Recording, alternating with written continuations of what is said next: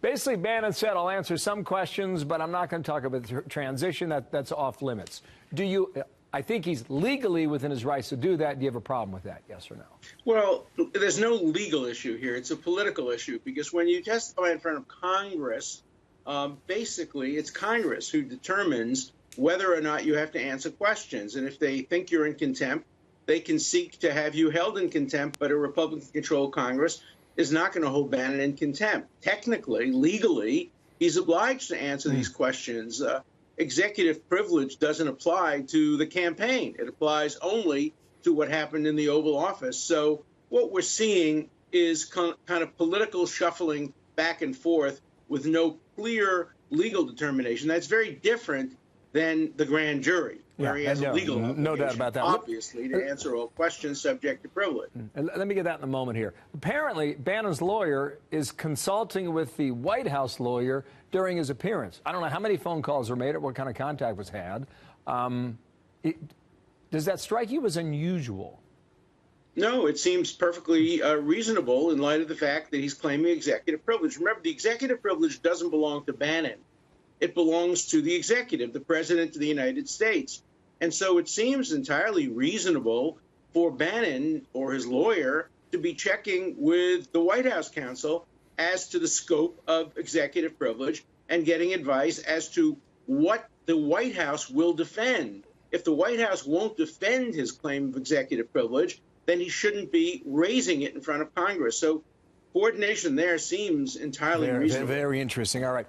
Gowdy told us yesterday that Adam Schiff got ahead of his skis a year ago when he talked about collusion, because Representative Gowdy still believes there is no evidence provided there has been any collusion. I don't know whether or not that changes. But in the background of all this, Steve Bannon's been subpoenaed by Robert Mueller, and he will sit down for an interview, not before the grand jury, but an interview. What's the difference? Well, the difference is that if you're in front of a grand jury, you don't have your lawyer present. There are no restrictions on what you can be asked. There are no time limits. And the only privilege you can really invoke in front of the grand jury is your privilege against self-incrimination. And really nobody wants to do that if they're in public life. An interview, the rules are much less formal. You have your lawyer there.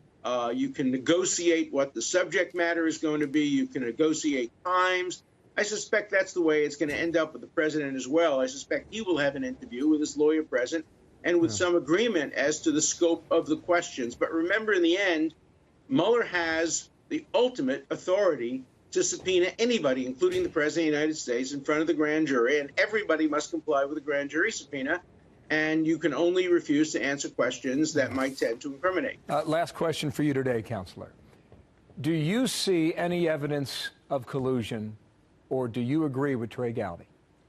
Well, first of all, collusion is not a crime. So we shouldn't be seeing investigations by prosecutors of collusion. It might be a political sin, but there's nothing in the federal law that prohibits collusion unless the collusion includes a crime. For example, if anybody in the campaign hypothetically said to the Russians, please, we want you to get information from the Democratic National Committee illegally, of course that would be a crime, but there's no allegation of that. And so I don't have access to all the information.